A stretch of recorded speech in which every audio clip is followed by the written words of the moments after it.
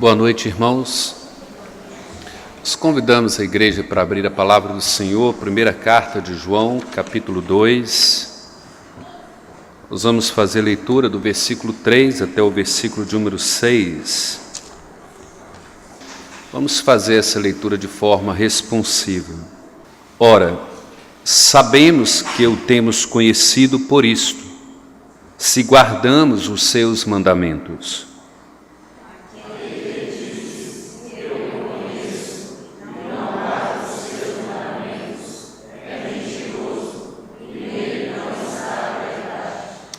Aquele, entretanto, que guarda a sua palavra, nele verdadeiramente tem sido aperfeiçoado o amor de Deus. Nisto sabemos que estamos nele.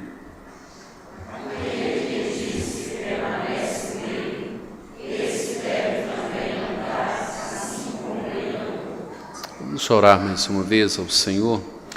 Pai, nós louvamos o Teu nome nesta noite. Te agradecemos, ó Deus, porque o Senhor tem nos dado a alegria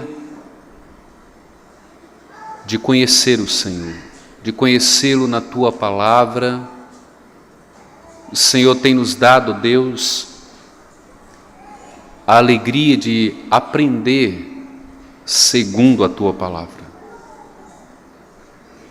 E o Senhor tem nos dado a alegria, ó Pai, de poder obedecer a Tua palavra.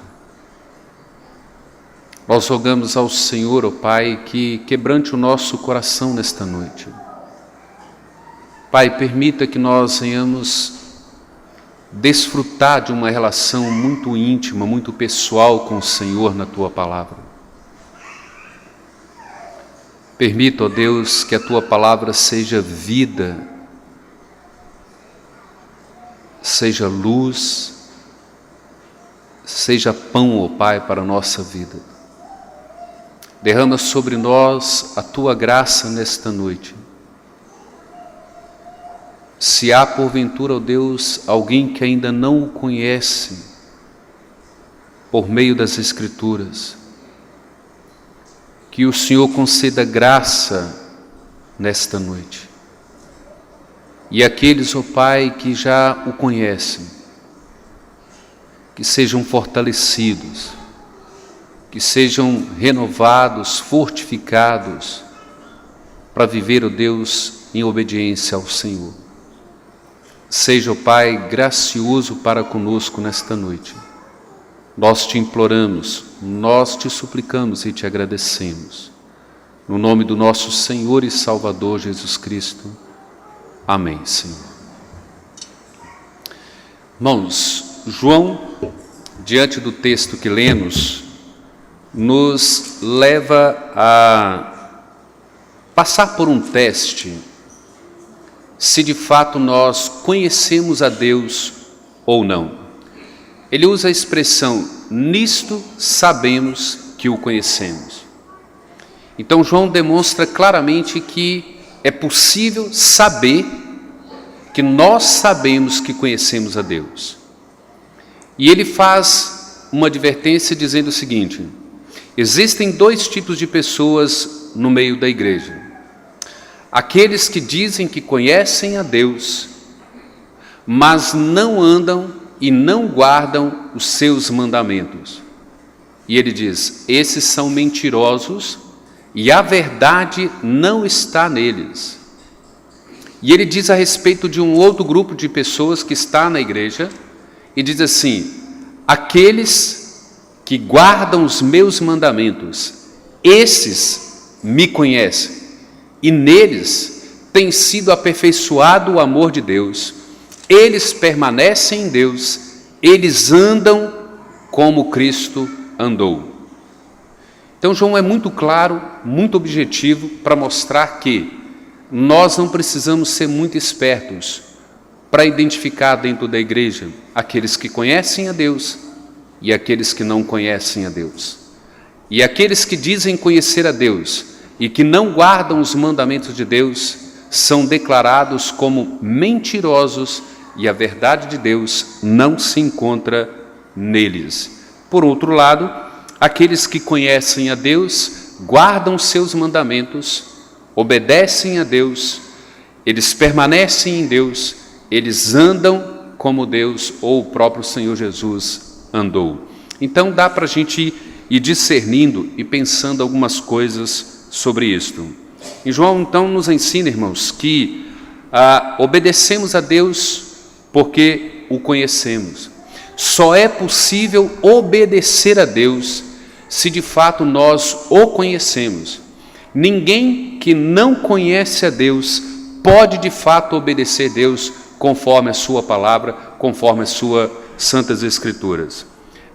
Nós aprendemos isso claramente em Tito, capítulo 2, texto que nós temos enfatizado aqui durante a semana, versículo 12, quando diz que essa graça, ela nos educa para que sejam renegadas as impiedades e paixões mundanas, para que nós, que amamos a Deus, que o conhecemos, vivamos nesse presente século de forma sensata, justa e piedosa. Observe que tudo que nós já falamos do primeiro capítulo da primeira carta de João até agora, João vem exatamente mostrando isso. Ele diz: aquilo que nós ouvimos, aquilo que nós vimos, aquilo que as nossas mãos apalparam, com respeito ao verbo da vida, é o que nós anunciamos, que esse Deus não é trevas, que Ele é luz, nele reside a plena santidade, e esse Deus disse que se nós o conhecemos, nós confessamos nossos pecados, nós encontramos o perdão nele, e ele diz: se porventura nós viermos a pecar, nós temos um advogado junto ao Pai que intercede por nós, porque ele é o nosso advogado, ele é o mediador, ele é a propiciação de Deus para resolver todos os problemas com respeito ao nosso pecado. Ele diz assim: então, se nós obedecemos a esse Deus, é porque nós o conhecemos nessa vida que se manifestou e que foi revelada a nós. À medida que nós conhecemos a Deus, nós demonstramos que obedecemos a Deus, guardando a sua palavra e guardando assim os seus mandamentos. Então João deixa a manifestação e nos ensina com respeito à graça, e agora ele passa a nos testar para ver se de fato esta graça tem sido operosa, efetiva nas nossas vidas. Se verdadeiramente conhecemos a Deus, essa graça é eficiente, essa graça é efetiva, ela nos educa e ela nos leva a renegar toda impiedade e paixão mundana, para que nós vivamos esta vida que foi manifestada a nós de forma sensata, justa e piedosa. Então ele diz assim: obedecemos a Deus porque o conhecemos. E talvez esse seja um dos testes, irmãos, que a igreja da nossa geração precisa passar e submeter, para ver se de fato nós conhecemos a Deus. E aqui nós vamos levantar 3 pontos para que a gente possa pensar e meditar. O conhecimento precede a obediência. Para obedecer a Deus, nós precisamos conhecê-lo. Por quê? Primeiro, porque nós não conhecemos a Deus pela nossa livre e espontânea vontade. Nós conhecemos a Deus, só é possível conhecer a Deus à medida que Ele decide se revelar a nós na sua palavra. Se Ele não se revelar a nós, nós não o conheceremos, por isso nós não iremos obedecê-lo. Segundo ponto: não esteja enganado no seu conhecimento. João diz que muitos dizem conhecê-lo, muitos dizem profetizar no seu nome, muitos dizem curar no seu nome, muitos dizem expulsar demônio no seu nome. E João diz assim: eles são mentirosos, eles não guardam a palavra de Deus, eles não guardam os mandamentos de Deus.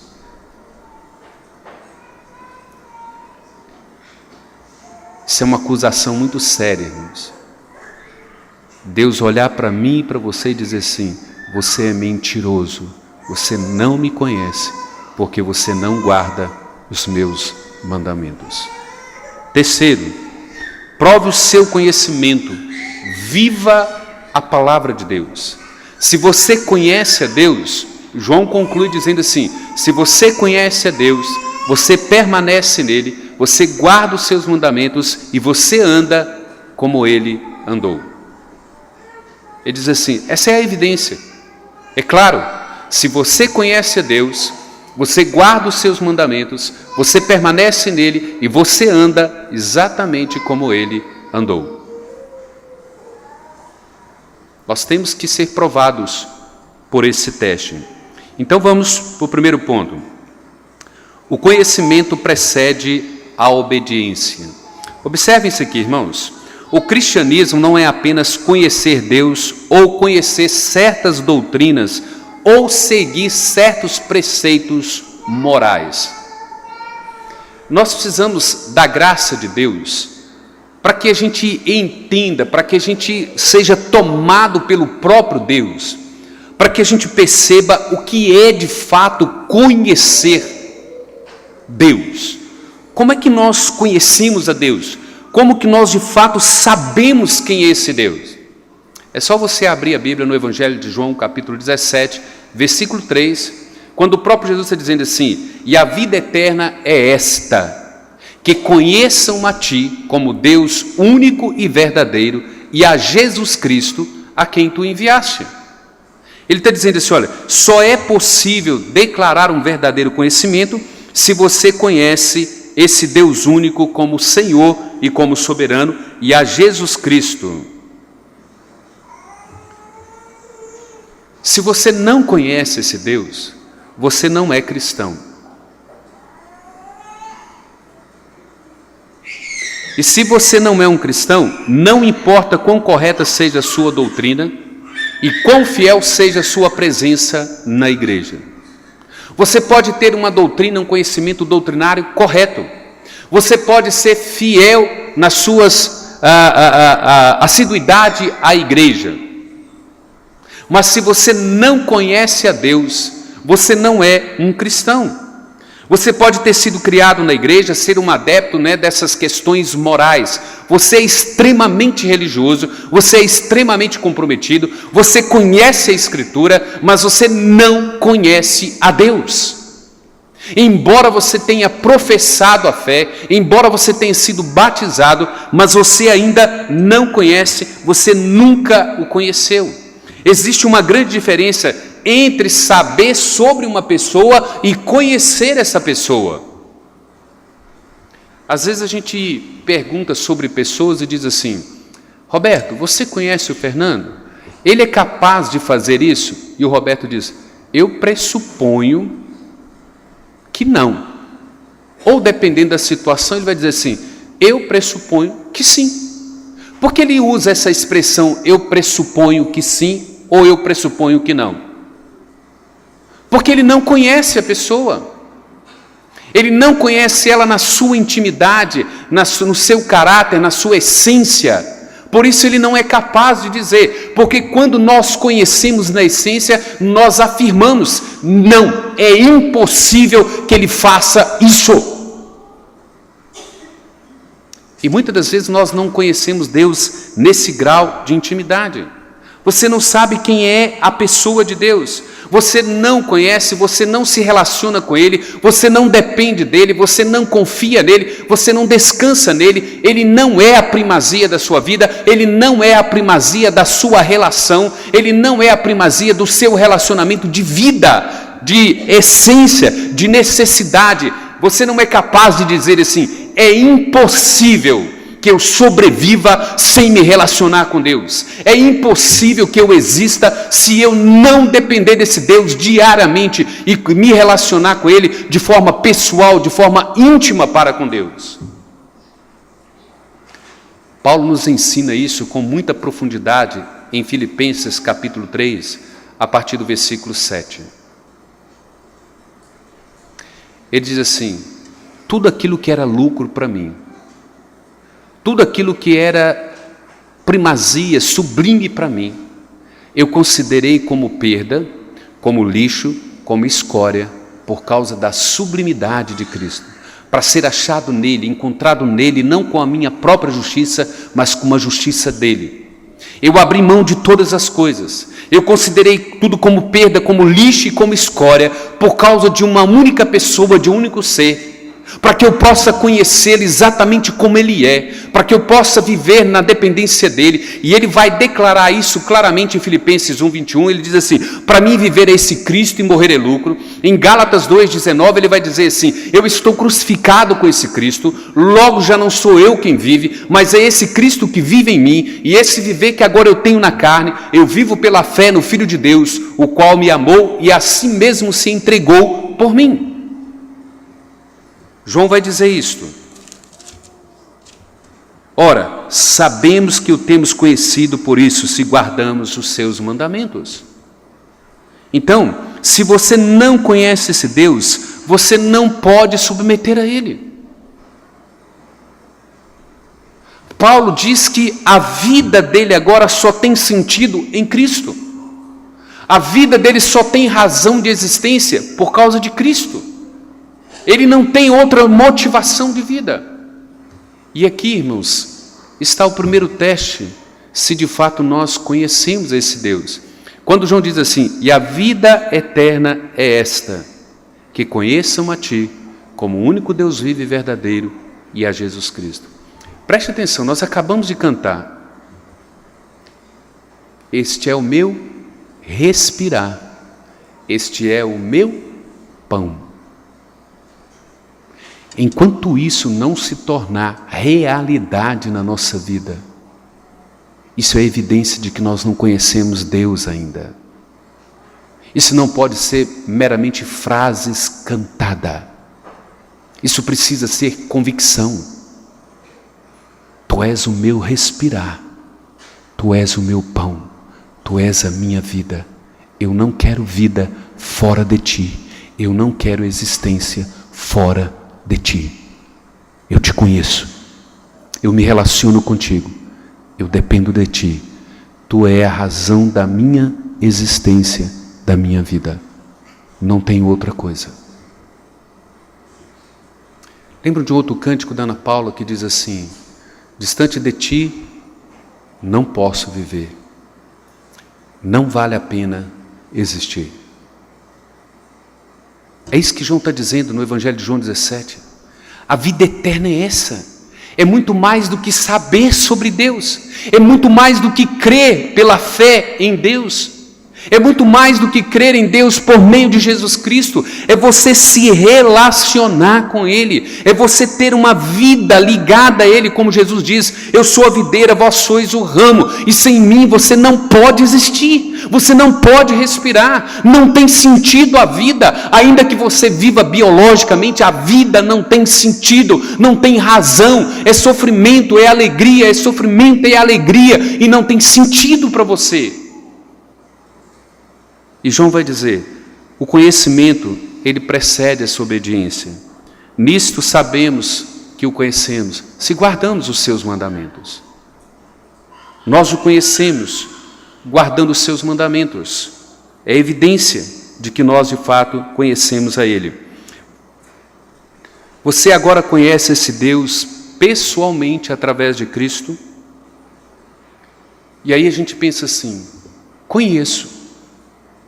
Eu conheço Deus pela fé em Jesus Cristo.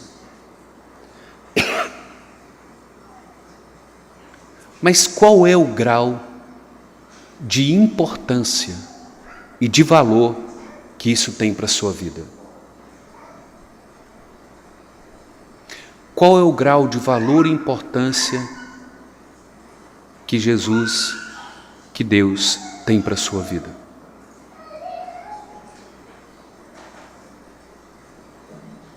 Comece a pensar nisso. Não é o pastor Jorge, não é a igreja presbiteriana Cidade Nova, não é a igreja presbiteriana do Brasil. É o que você sabe e a forma que você se relaciona com esse Deus. O conhecimento que você tem dele na palavra, a dependência que você tem dele na palavra.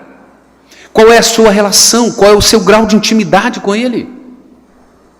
Como que você consegue avaliar a santidade dele e a sua natureza pecaminosa. Quão terrível é olhar para esse Deus santo e saber quem eu sou. Isso dá evidências de que você tem experiência com Ele, que você anda com Ele, que você se relaciona com Ele. Segundo, irmãos, não esteja enganado em seu conhecimento. Ele diz assim: ora, sabemos que temos conhecido por isso, se guardamos os seus mandamentos. Sabemos que o conhecemos porque nós guardamos os seus mandamentos. Por aqui nós podemos fazer um teste. Se de fato nós conhecemos esse Deus, se nós guardamos o seu mandamento. Vejam bem, eu sei sobre Deus. Eu sei que eu sei sobre Deus. Preste atenção nisso. Você sabe sobre Deus. Você sabe que você sabe sobre Deus. É um conhecimento do qual você extrai da própria palavra dele quando ele se revela. Eu sei que eu conheço a Deus. Como? Eu guardo os seus mandamentos. Evangelho de João capítulo 14, Jesus vai dizer assim: aquele que tem os meus mandamentos e os guarda, esse é o que me ama. E aquele que me ama é amado pelo meu Pai. Eu e o Pai viremos e faremos morada nele. Mas quando a gente fala em guardar os mandamentos, não é? De obedecer os seus mandamentos, olha o versículo 4. Aquele que diz, eu o conheço, e não guarda os seus mandamentos, é mentiroso e a verdade não está nele. Irmãos, nós precisamos tomar muito cuidado com essas profissões de fé. Como diz lá o Paulo Júnior, profissões de fé nisi miojo, não é? A pessoa vem aqui, chora, se alegra, se emociona, se arrepia e diz: olha, eu conheci a Cristo e agora é meu Salvador e agora é meu Senhor e eu quero professar a fé nele e eu quero ser batizado. Uma semana depois, um mês depois, um ano depois, ele sai da igreja. Outros estão na igreja, professos, batizados, mas não conhecem os mandamentos de Deus e não guardam os mandamentos de Deus. E João está dizendo assim: olha, você diz que conhece e você não guarda, você é um mentiroso e a verdade de Deus não está em você. Preste atenção, ele não está dizendo que a Bíblia não está no coração dessa pessoa. Ele está dizendo assim: a verdade não está em você. O que João está dizendo? É que a verdade não te libertou, a palavra não te regenerou, você não nasceu de novo, por isso você é um mentiroso. Essa verdade não o converteu, essa verdade não o convenceu dos seus pecados, essa verdade não promoveu o verdadeiro arrependimento, ela não operou o novo nascimento, ela não operou a regeneração em você, por isso você é um mentiroso. E ele diz assim: qual é a evidência? É porque você professa a fé, você declara Jesus como Senhor e Salvador da sua vida, mas você não conhece os mandamentos de Deus, você não obedece os mandamentos de Deus e você não vive de conformidade com os mandamentos de Deus. Ele diz: você é um mentiroso, você não tem a vida eterna. Lembram quando Jesus trata da parábola do semeador? Ele diz assim: ó, a semente cai à beira do caminho, a semente cai ali num terreno pedregoso ou rochoso, a semente cai no meio dos espinhos e a semente cai numa boa terra. Aquela que cai na beira do caminho, a pessoa, né? Opa, aceitei Jesus, confesso a Ele, amo a Ele e sigo a Ele. Ele diz assim: não, vêm as aves e comem a semente, vêm as tentações do mundo e o abandona da igreja. A mesma coisa acontece com o terreno rochoso e assim também com a que cai no meio dos espinhos. Ele está dizendo assim: somente uma semente, a que cai na terra boa, essa é onde a verdade habita, onde a verdade veio e transformou a vida e de fato operou o milagre da salvação. Deus quer que não apenas o conheçamos pela fé em Cristo, mas também que o conheçamos pessoalmente. Como é que nós conhecemos a Deus pessoalmente? Como que você conhece alguém pessoalmente? Quando é que nós podemos afirmar que, assim, olha, eu conheço a pessoa pessoalmente, sei quem é, garanto, assino embaixo e assumo qualquer compromisso em responsabilidade dela? Como é que nós fazemos isso? Ou quando é que nós fazemos isso? A Bíblia João está dizendo assim, você precisa de fato conhecer esse Deus por uma experiência, por uma relação, um relacionamento, por uma vida de dependência com esse Deus. E qual é a evidência? É que você de fato cumpre os seus mandamentos, a sua palavra. Você guarda os seus mandamentos.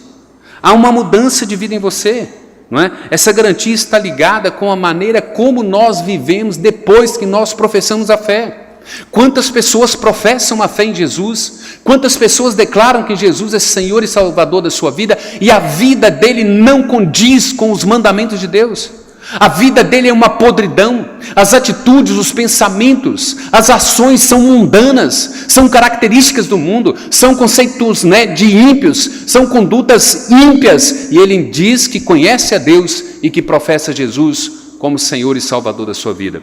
Abra a sua Bíblia, lá em Efésios capítulo 4, para você entender o que eu estou dizendo aqui, no que João diz, como que nós podemos estar enganados. Efésios 4,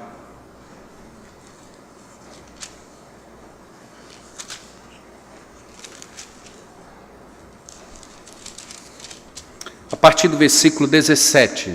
Efésios 4, a partir do versículo 17, diz assim, olha, isso, portanto, digo, e no Senhor testifico, que não mais andeis como também andam os gentios, na vaidade de seus próprios pensamentos, obscurecidos de entendimentos, alheios à vida de Deus, por causa da ignorância em que vivem, pela dureza do seu coração, os quais, tendo se tornado insensíveis, se entregaram à dissolução para, com avidez, cometerem toda sorte de impureza. Irmãos, prestem atenção à quantidade de cristãos que estão vivendo uma vida impura. A quantidade de cristão que está se associando com o mundo, imitando o mundo, se igualando ao mundo, equiparando ao mundo, imitando ao mundo e seguindo ao mundo, e consegue ficar no mundo e na igreja e professar e confessar a Jesus como Senhor e Salvador da sua vida. Versículo 20, mas não foi assim que aprendestes a Cristo, se é que de fato tendes ouvido e nele fostes instruído, segundo é a verdade em Jesus, no sentido de que, quanto ao trato passado, vos despojeis do velho homem, que se corrompe segundo as concupiscências do engano, e vos renoveis no espírito do vosso entendimento, e vos revistais do novo homem, criado segundo Deus, em justiça, em retidão, procedentes da verdade. Agora observem o versículo 25. Por isso, deixando a mentira, fale cada um a verdade com o seu próximo, porque somos membros um dos outros. Cristão, pare de falar mentira, pare de fofocar, pare de difamar. Isso não é conduta de alguém que conhece a Deus. Isso não é conduta de alguém que nasceu de novo, que experimentou um novo nascimento, que foi regenerado por esta palavra. João está dizendo assim, se você diz que conhece esse Deus e você continua mentindo, difamando, caluniando, você é um mentiroso e a verdade não está em você. E ele diz mais, irai-vos e não pequeis. Ele está dizendo, é possível que em dado momento você fique irado com alguém, com um irmão, com um membro da igreja. Mas você não pode dar asa ao pecado, você não pode continuar com essa ira, você não pode continuar indignado, você não pode continuar sem perdão, sem pedir perdão, sem reconciliação. Porque isso não é atitude de alguém que professa Jesus como Senhor e Salvador da vida. Isso é teste probatório. Ou você não o conhece. Versículo 28. Aquele que furtava, não furte mais. Não roube aquilo que pertence ao seu irmão. Quando você fala mentira a respeito do seu irmão, você está roubando a dignidade dele, a verdade dele. Quando você difama alguém, quando você calunia alguém, você está roubando a dignidade, o valor desse irmão. João está dizendo, você precisa fazer um teste probatório da sua vida. E ele vai descrevendo isso, dizendo que não saia nenhuma palavra torpe da vossa boca, senão unicamente que seja para edificação. E ele começa o primeiro versículo do capítulo 5 dizendo assim: sede imitadores de Deus. Sede imitadores de Deus. Qual é a evidência de que você guarda os mandamentos de Deus? Qual a evidência que você tem dado de que você guarda de fato os mandamentos do Senhor? Então não esteja enganado no seu conhecimento. Não diga que você conhece a Deus se você não guarda os seus mandamentos. Com toda certeza, irmãos, nós não somos salvos porque guardamos os mandamentos de Deus. Mas nós guardamos os mandamentos de Deus porque fomos salvos pela fé em Cristo Jesus, pela graça. Paulo conclui Efésios capítulo 2, no versículo 8 até o 10, dizendo que nós somos salvos pela graça, mediante a fé, e isto não vem de vós porque é dom de Deus. Fomos criados, somos feitura dele, criados para a prática de boas obras. Boas obras é isso. Boa obra não é simplesmente levar a cesta básica para pobre, não é pagar medicamento para quem não tem condição. Não é isto, não é somente isso. Boa obra é você dar a dignidade a quem é digno da dignidade, é você honrar aqueles que merecem honra, é você respeitar aqueles que merecem respeito, e isso é boa obra, para que o mundo veja e perceba e dê glórias a Deus pelas suas boas obras praticadas. Quando você é um excelente marido, quando você é uma excelente esposa, quando você é um excelente pai, quando você é uma excelente mãe, você está praticando boas obras, a sociedade está olhando para você, está glorificando a Deus e dando glória a Deus, porque vocês honram a Deus pela atitude de pai, pela atitude de marido, pela atitude de esposa, pela atitude de mãe. Assim como vocês, filhos, enquanto vocês obedecem aos pais, enquanto vocês honram o pai, vocês estão dando glórias a Deus, honrando a Deus, e o mundo percebe isso. Isso é boa obra. Você pode olhar isso em Mateus capítulo 5, a partir do versículo 16. Para que vejam as boas obras praticadas por vós e glorifiquem a Deus, o vosso Pai. Isso é um teste probatório. Se você de fato conhece a Deus, você guarda os seus mandamentos. Terceiro e último ponto, irmãos. Prova o seu conhecimento, viva a palavra de Deus. Observe aí o versículo 3 e 4, diz assim: ora, sabemos que o temos conhecido por isso, se guardamos os seus mandamentos. Aquele que diz, eu conheço e não guarda os seus mandamentos, é mentiroso, e nele não está a verdade. Versículo 5. Aquele, entretanto, que guarda a sua palavra, nele verdadeiramente tem sido aperfeiçoado o amor de Deus. Nisto sabemos que estamos nele. Aquele que diz que permanece nele, esse deve andar assim como ele andou. Então aqui nós temos três verdades nesse terceiro ponto, irmãos. Prove o seu conhecimento, viva a palavra. Primeira verdade, guarde esses mandamentos. Guarde esses mandamentos. Guarde a palavra de Deus. Viva de conformidade com esta palavra. Parece que nós não entendemos muito bem quando João diz assim: se você não guarda, você é mentiroso. Em outras palavras, se João fosse mais claro e mais duro, ele diria para assim: você é um ímpio, você não nasceu de novo, você não tem vida eterna, você não conhece a Deus, você está caminhando para o inferno e você está indo a passos largos para o inferno. Ele diz: prove o seu conhecimento, viva essa palavra, obedeça os mandamentos. A fé salvadora e genuína, ela resulta, irmãos, necessariamente numa vida de obediência a Deus. Nós falamos isso no início, Tito 2,12. A mesma graça que é salvadora, ela é professora, ela educa, ela ensina, ela molda, ela transforma, ela faz com que nós venhamos renegar todas essas ações, pensamentos e palavras mundanas, para que passamos a viver de forma sensata, justa e piedosa. Ele diz, a mesma fé salvadora é a graça que nos educa, é a graça que nos leva a viver de conformidade com a sua palavra. Um dos comentaristas desse texto diz assim, olha, conhecer a Deus necessariamente muda o seu coração e a sua vida. Ele diz mais, suas palavras devem queimar em nossa própria existência. O ardor da palavra de Deus no nosso coração. Ele diz assim, a palavra, o conhecimento de Deus muda a nossa vida, muda o nosso coração, muda a nossa mente, muda as nossas atitudes. Porque Ezequiel, lá no capítulo 36, ele explica isso. O que é o conhecer a Deus? O que é conhecer a palavra de Deus? O que é conhecer esse Deus na sua palavra? Ezequiel diz assim, que Deus há de lançar água pura sobre nós.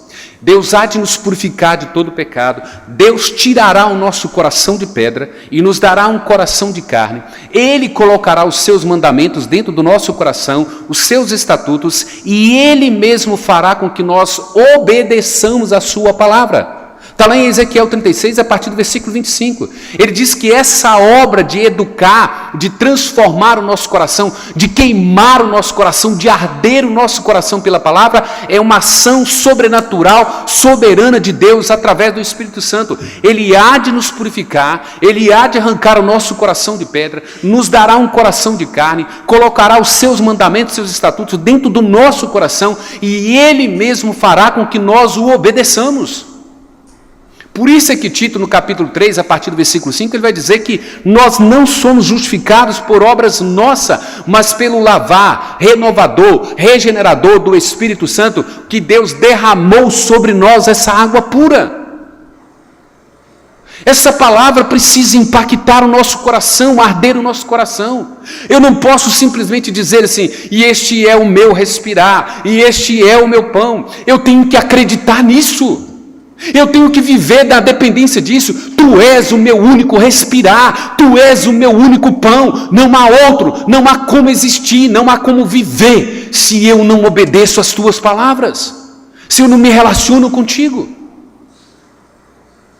E ele vai dizer mais, guardar esses mandamentos implica diligência e esforço. Ele diz, você precisa guardar esses mandamentos. Aquele, entretanto, que os guarda, ou que guarda a sua palavra, nele verdadeiramente tem sido aperfeiçoado o amor de Deus. E essa é a segunda verdade.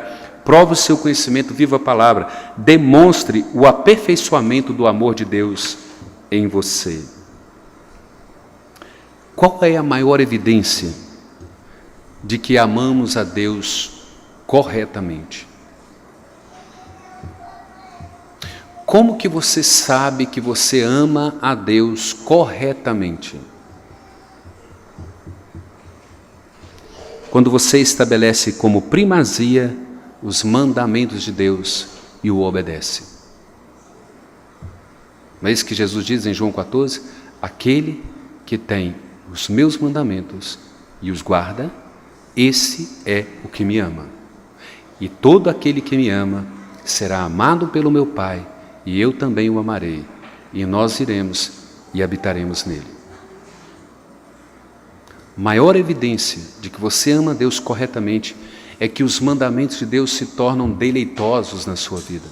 Você quer viver de conformidade com esses mandamentos, você quer obedecer. Não cantamos aqui? Se atentamente ouvir a voz de Deus e aos mandamentos seus obedecer, o que vai acontecer conosco? Seremos abençoados por onde passarmos, onde pisar, a planta do nosso pé, tudo será abençoado. Qual é outra maior evidência de que o amor de Deus tem sido aperfeiçoado em você? É que você ama o seu próximo de forma correta. Vejam bem, como é que nós damos maior evidência de que nós amamos a Deus corretamente? é que Ele, no amor dEle, tem me aperfeiçoado, de modo que eu passo a amar a você como a mim mesmo. E isso é evidência de que eu amo a Deus corretamente, quando eu te amo corretamente. E por aqui o teste fica mais difícil, né? Para eu dar evidências de que eu amo a Deus corretamente, eu tenho que te amar corretamente. Conforme o quê? Os mandamentos de Deus, os estatutos de Deus e os princípios de Deus. Ele diz, se você não ama o seu irmão como a ti mesmo, você não ama a Deus corretamente. Querem ver isso? Abra a sua Bíblia em Deuteronômio, capítulo 10. Vamos confirmar essa palavra. Deuteronômio 10.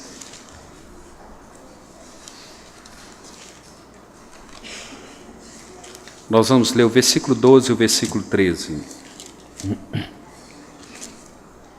Deuteronômio 10, versículo 12 e 13 dizem assim: Agora, pois, ó Israel, que é que o Senhor requer de ti? Não é que temas ao Senhor teu Deus e ande em todos os seus caminhos e o ames e sirvas ao Senhor teu Deus de todo o teu coração e de toda a tua alma, para guardar os mandamentos do Senhor e os estatutos que hoje te ordeno para o teu bem? O que Deus requer de você? O que Deus requer de mim? A não ser amá-lo, amar os seus mandamentos e amar o nosso próximo como a nós mesmos. Como que a gente demonstra e dá evidências de que nós estamos vivendo segundo os mandamentos de Deus? O amor de Deus tem sido aperfeiçoado em nós. E como que nós damos evidências de que o amor de Deus tem sido aperfeiçoado em nós? Nós nos amamos de forma correta, bíblica. Segunda verdade, ou melhor, terceira verdade, permaneça nele e ande como ele andou. Olhe para o versículo, finalzinho do versículo 5 e o versículo 6. Nisto sabemos que estamos nele. Aquele que diz que permanece nele, esse deve também andar assim como ele andou. Então vejam bem, duas expressões, permanecer e andar. O que é de fato permanecer em Deus? João descreve dizendo assim, olha, permanecer envolve uma pessoa que se relaciona com Cristo, com a sua pessoa e com o seu propósito. Andar com Cristo é se relacionar com a pessoa de Cristo, é conhecer o seu propósito e submeter ao seu propósito, se curvar ao seu propósito. Qual que é o propósito de Deus para a minha vida e para a sua vida enquanto igreja, enquanto membro de igreja, enquanto membro do corpo de Cristo?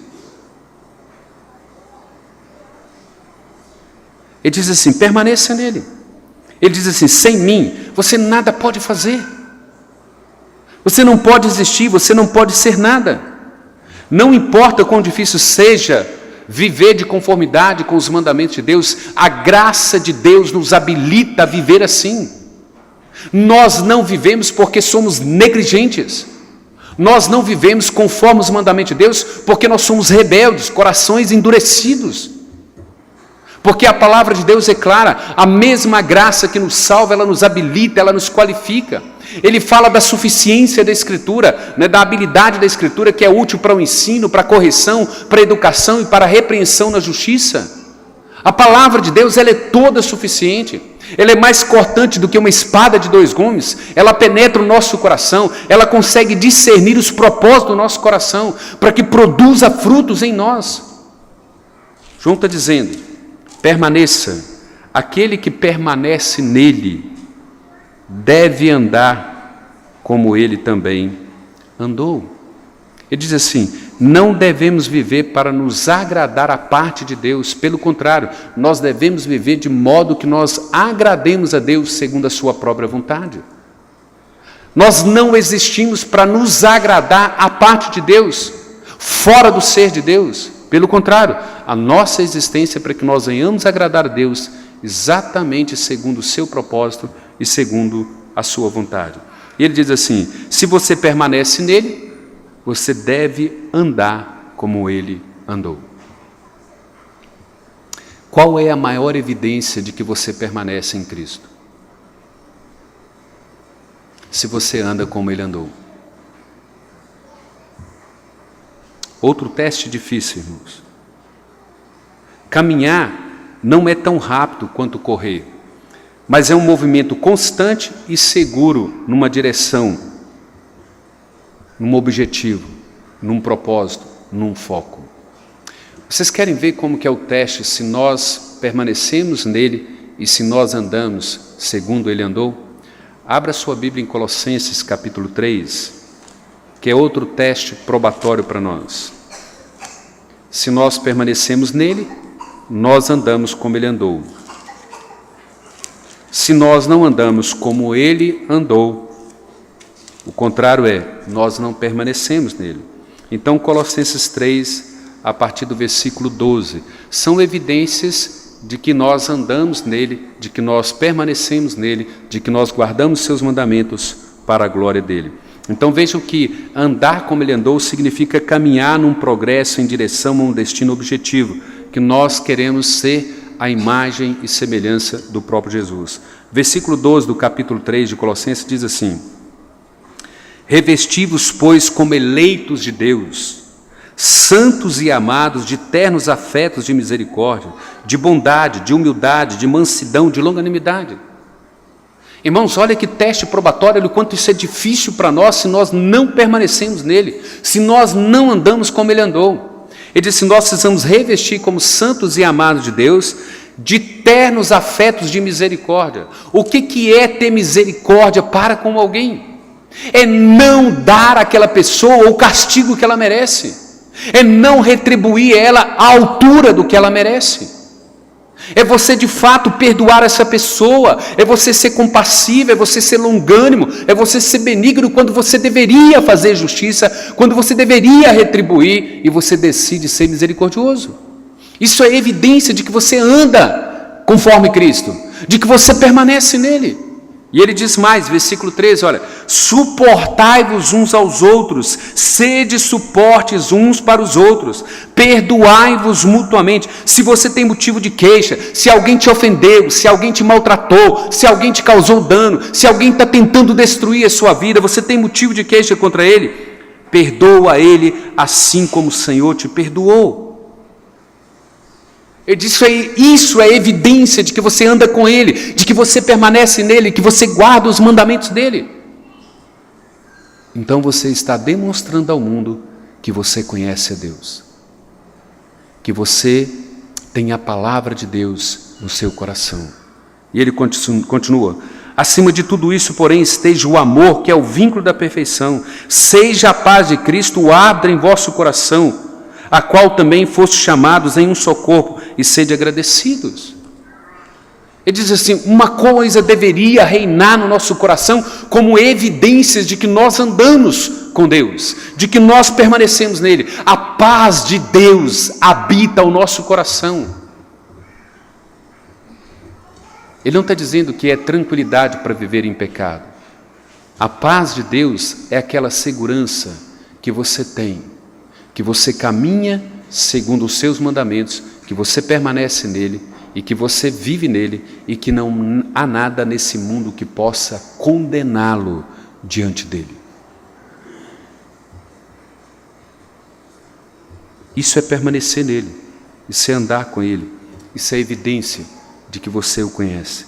Diante disso, irmãos, João nos chama a esse teste para examinar a nós mesmos e nos avaliar se de fato nós conhecemos a Deus, se a verdade dele está em nós, se o amor de Deus tem sido aperfeiçoado em nós, se nós permanecemos nele, se nós andamos como ele andou, se nós guardamos seus mandamentos. Quais são as implicações e aplicações para nós? Qual é a questão aqui? João está dizendo assim: qual é o seu propósito de vida? Qual é a direção da sua vida e qual é o foco da sua vida? Qual é o propósito da sua vida? Qual é o objetivo da sua vida? Qual é a direção da sua vida? Mostrar ao mundo que você conhece esse Deus, que você guarda os seus mandamentos, que você permanece nele e você anda como ele, para que ele seja glorificado. Seu objetivo deve ser agradar a Deus pela obediência aos seus mandamentos. Isso não significa, irmãos, que nós não falhamos, que nós não erramos. Quando falhamos, quando erramos, cumprimos então o versículo 7 do primeiro capítulo até o versículo 9.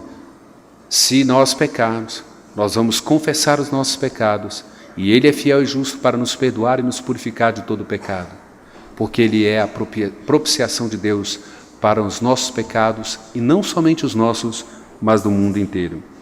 Se você tem a vida, ela é obrigada a ser vista ou demonstrada ou mostrada ao mundo. Ele diz assim, e a vida eterna é essa, que conheçam a Ti.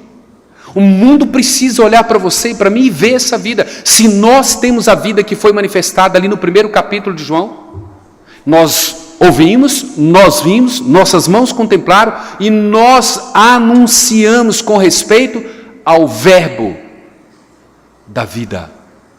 São duas palavras, um verbo, ação. Ele é o verbo, ele é a ação de Deus, ele é a vida em plena atividade, ele não é inerte. Quando ele entra no meu coração e no seu coração, ele gera vida, ele gera transformação, ele gera atitude, mudanças de pensamento, ações graciosas da parte de Deus. Nós precisamos demonstrar isso. Isso é evidência de que nós conhecemos a Deus. Você não pode estar recebendo essa vida de Cristo sem se tornar como Ele é. Lembra de Romanos capítulo 8, versículo 28 e 29? A proposta de Deus nos predestinar é para que nós sejamos transformados à imagem e semelhança do Seu Filho. Então você não pode ter essa vida e não ser conformado à imagem dEle. A cada dia nós temos que nos parecer mais com Cristo. Outra implicação, você não pode andar com Deus se você não guarda os seus mandamentos. É hipocrisia, é mentira. Como que você anda com Deus? Como que você o conhece? Se você não guarda os seus mandamentos, se você não obedece os seus mandamentos. João nos chama de mentiroso. Nós somos mentirosos. Não podemos andar com Deus sem guardar os seus mandamentos. Outra implicação, você não pode conhecer a Deus se você não o ama. E qual é a evidência de que você ama a Deus? É que nós nos amamos. O amor de Deus tem sido aperfeiçoado em nós, e a evidência é que nós estamos amando um ao outro de forma correta. E o nome dele tem sido glorificado quando nós nos relacionamos enquanto irmãos. O amor sempre se manifesta fazendo o que o objeto do seu amor deseja. Nós demonstramos que amamos a Deus quando nós fazemos aquilo que Ele deseja para as nossas vidas. Nós vivemos de conformidade, em obediência, em submissão à Sua palavra. Então pergunte agora a você: você conhece a Cristo? Você conhece Deus? Avalie você mesmo. Eu conheço a Deus, eu conheço a Cristo. Eu ando com Ele, eu guardo os seus mandamentos, eu permaneço nele, eu ando como Ele andou e eu faço a sua vontade e não a minha. Nós podemos dizer como Paulo: estou crucificado com Cristo, logo já não sou eu quem vive, mas Cristo vive em mim. E esse viver que agora eu tenho na carne, eu vivo pela fé no Filho de Deus, o qual me amou e a si mesmo se entregou por mim.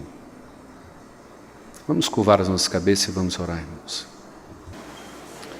Senhor Deus, graças te damos, porque verdadeiramente o Senhor tem aperfeiçoado o teu amor no nosso coração. Agradecemos a Ti, ó Deus, porque todo o conhecimento que temos de Ti é dado da Tua parte a nós. É a expressão da Tua revelação a nós por meio das Escrituras. Agradecemos ao Senhor pela vida de cada pessoa que adentrou esse templo nesta noite. a vida dos nossos visitantes, aqueles que nos visitam nesta noite. Muito obrigado porque o Senhor os trouxe aqui. Muito obrigado, Deus, porque o Senhor tem abençoado a vida deles com a Tua palavra. Que o Senhor continue abençoando cada membro desta igreja, cada criança, cada adolescente, cada jovem, cada adulto, cada casal, cada família que congrega nesta igreja. Muito obrigado, Deus, pela existência desta igreja, a sua liderança. A Ti, ó Pai, toda a honra, toda a glória e toda a nossa gratidão. Nos leva, ó Pai, em paz para os nossos lares, guardados, protegidos pelo Senhor. E nos dê, ó Pai, uma semana graciosa da Tua parte, nos sustentando para a honra e glória do Senhor. Nós oramos assim agradecidos, ó Deus. No nome do nosso Senhor e Salvador Jesus Cristo. Amém. E que a graça de nosso Senhor e Salvador Jesus Cristo, que o amor do nosso Deus, eterno e poderoso Pai, que a comunhão e a consolação do Espírito Santo seja com todos vós e com todo o povo de Deus espalhado sobre a face da terra, agora e para todo sempre. Amém, Senhor.